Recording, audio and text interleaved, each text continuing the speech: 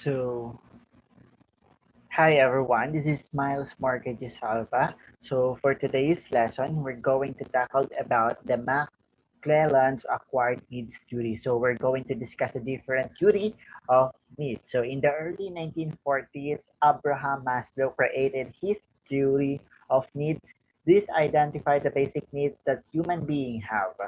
In order to their importance, physiological needs, safety needs, and the needs of belonging, self-esteem, and self-actualization. So, si Abraham Maslow po yung nag-create ng theory of needs wherein nangyari to noong early 1940s. Okay, so doon po sa theory of needs, merong physiological needs, safety needs, also needs of belonging, self-esteem, and actualization. So there are 5 level of needs based kay Abraham Maslow. So later, David McClelland built this work in his 1961 book, which is The Achieving Society. So yan po yung title na ginawa ni David. He's identified 3 motivators that he believed we all have: a need for achievement, a need for affiliation, and a need for power. So ito daw pong tatlo na to is the 3 motivator for us, okay, for the people. So people will have different characteristic depending on their dominant motivator. So nakadepende daw po sa mga tao kung ano yung characteristic na meron tayo, and depende din ito kung anong klaseng motivation that we have.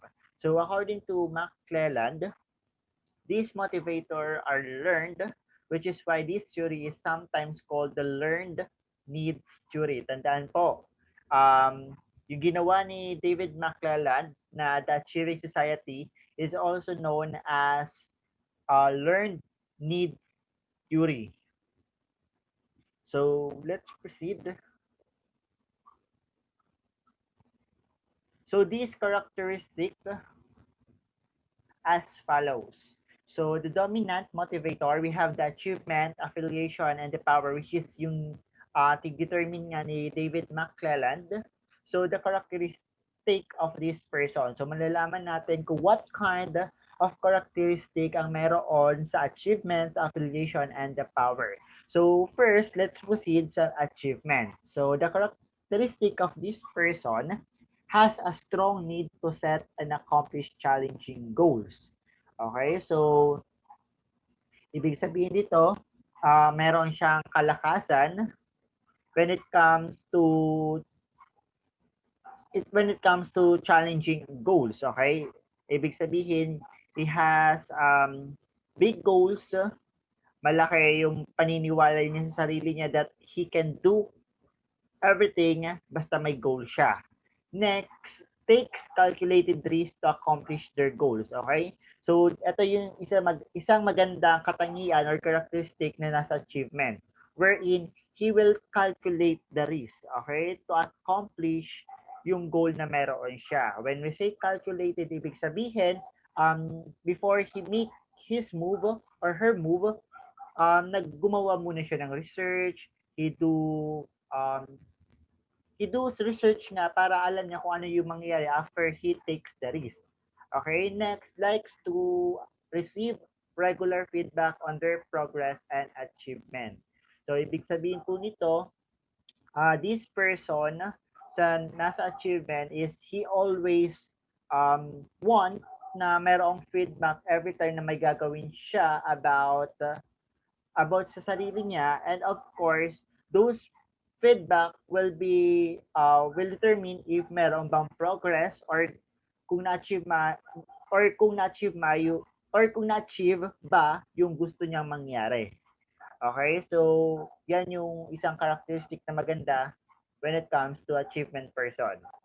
Okay, next, often likes to work alone. So, ito yung medyo kakaiba sa achievement because this person wants to work alone. So, gusto niya solo siya. Every time that he will do his work, gusto niya sa malayong lugar or gusto niya sa walang tao masyado. Okay, para makapag ano siya, makapag isip ng malalim. he can work alone wherein yun doon siya comfortable. Next naman na dominant motivator is we have affiliation. So dito, yung characteristic of this person is that wants to belong to the group. So, ito naman yung pagkakaiba kay achievement. So, the achievement pag gusto niya or he needs to work alone while si affiliation naman, he wants to belong to the group. Okay? Every time that he will do a work, he wants to be in the group wherein pwede silang makapag-share ng ideas, wherein they can help each other. So, isa pang characteristic nito is that wants to be liked and will often go along with whatever the rest of the group wants to do. So, gusto niya like siya lagi. Okay? Pero ito yung bad things about sa affiliation eh. Kasi you will often go along whatever the rest of the group wants to do. So, nakaano lang siya, nakadepende kung ano yung gusto ng grupo. If ever na mali naman yung grupo na yon, wala siyang magagawa kasi nga yun ang gusto ng grupo. Okay? So, dito naman, isa pang katangian niya is that favors collaboration over competition. Okay? So gusto niya nagtutulungan. Ayaw niya ng kakompetensya, ayaw niya yung there's something na challenge between the two person, gusto niya nagtutulungan. So that is a good thing sa affiliation person. So next naman, doesn't like high risk or uncertainty. Okay? So every time na may gagawin siya, lagi niya tinatandaan na ayaw niya mag-take masyado ng malaki. Okay? So, gusto niya mga low risk lang. Kasi once na nag-take siya ng high or nag-take siya ng high risk, maaring malaki din yung maaring hindi din maganda yung bagsak nung pag-take niya ng risk. The next dominant motivator naman is the power. So when we say power, ito yung characteristic ng tao. Wants to control and influence others. So based from the word na power, he wants to control and influence other people. So ibig sabihin, siya yung leader ng grupo. Okay? So gusto niya every time na may gusto siyang gawin is sinusunod ng mga tao. Next naman, likes to win argument. Every time na there's an argument sa isang grupo, he wants to or he makes sure or she makes sure na mananalo siya every time na magkakaroon ng argument sa isang bagay. Next naman, enjoys competition and winning. So ito naman yung pagkakaiba ni affiliation kay power. Si affiliation naman, he wants collaboration over competition. While si Power naman, he enjoy or she enjoys competition and winning. So he will do his or her best in every competition to be win. Okay? To be the winner. So next naman is enjoy status and recognition. So the reason why he do his best para maging maganda yung status niya sa mata ng tao and of course to recognize his or herself. Okay? So for example, sa every competition, he will do his her best para maging maganda or maganda yung tunog ng pangalan niya sa ibang tao. So that is the three dominant motivator by David McClelland. Okay, so we have the achievement, affiliation, and power. So kayo, what kind of dominant motivator are you? Are you achievement person? Are you the affiliation person or power? So ano yung nakakapag-motivate sa'yo? Okay, so yan yung characteristic of dominant motivator.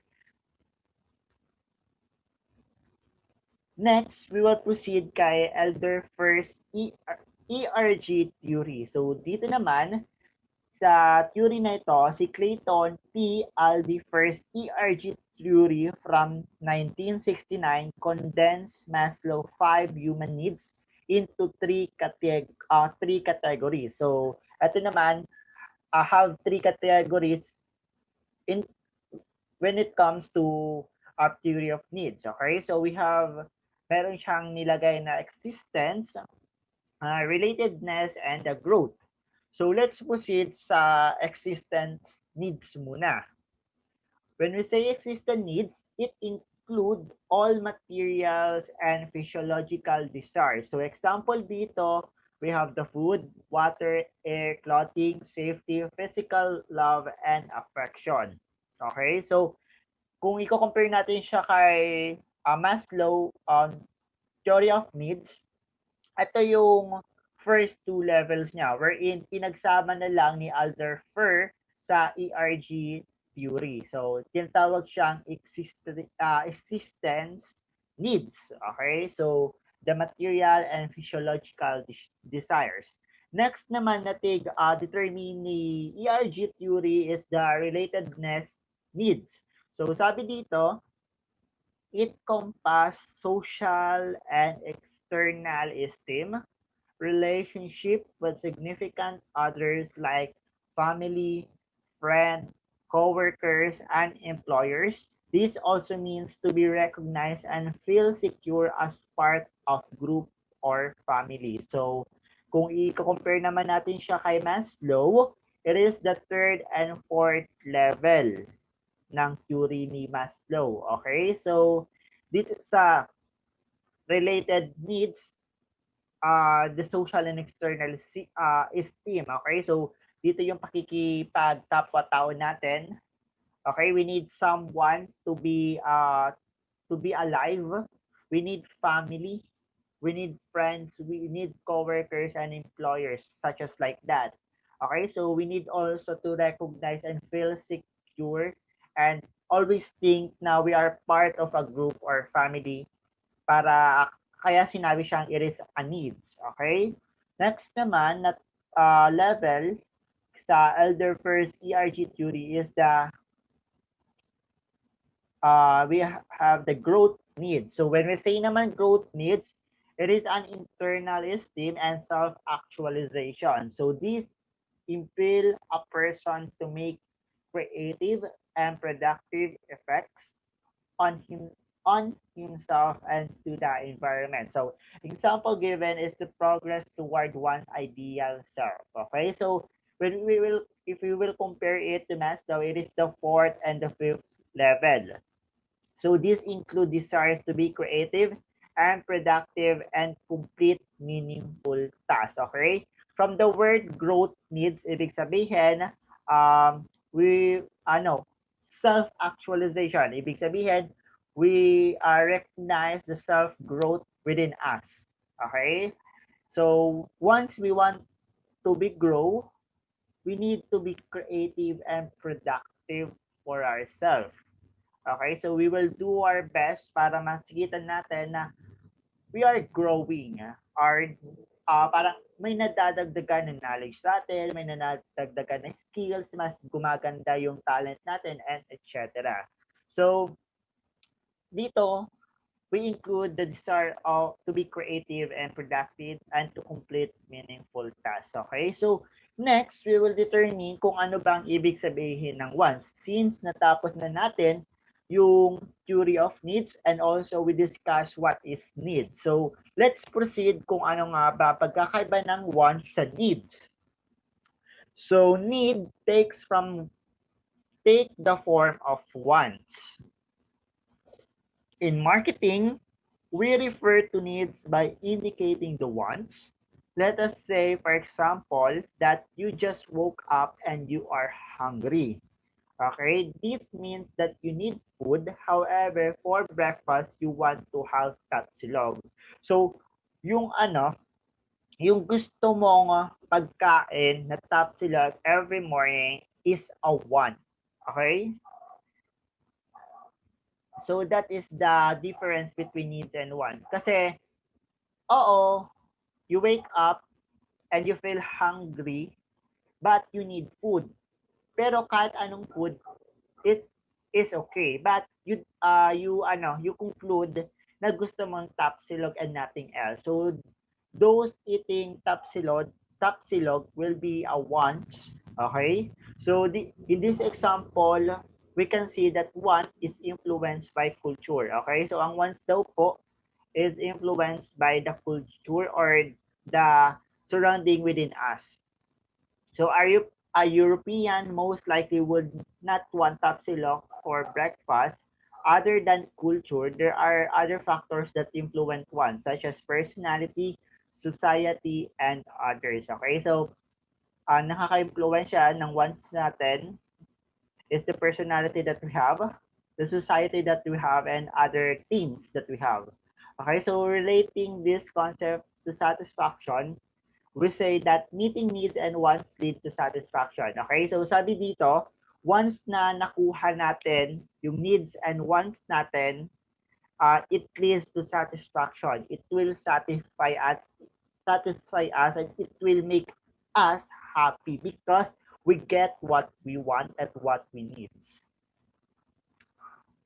So let's proceed naman kung ano ang demands. When we say demand, it is an economic principle referring to a consumer desire to purchase goods and service and willingness to pay a price for a specific good or service. Okay, so it is an economic principle wherein the consumer or the customer is have the power to buy a goods and service. Okay?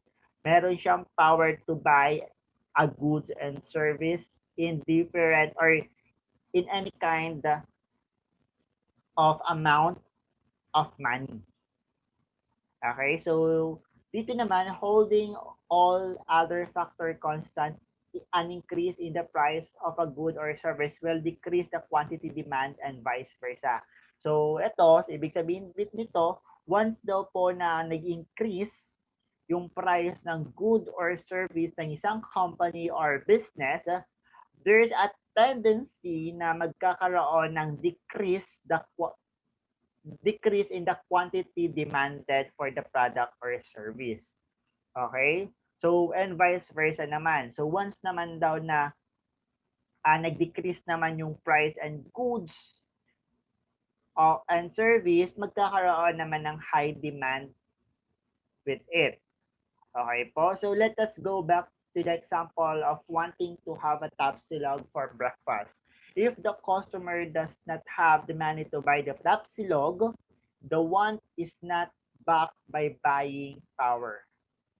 Okay? So, kung walang pambayad tayo sa pagbili ng tapsilog, wala tayong buying power or purchasing power. Thus, the customer cannot demand to have the power to have the product. Since wala nga tayong pera, we cannot buy what we want and we cannot demand to the product that we want. Okay, so wants become a demand when these wants are backed up by a buying power. So, yun po ang ibig sabihin ng demands, needs, satisfaction, and wants. So, I hope it is clear to you, class, kung ano yung pinagkaiba nila. Okay? So, I hope you gain knowledge for this recorded video discussion, and sana lahat kayo pinapanood ito. Okay? Have a good day, everyone.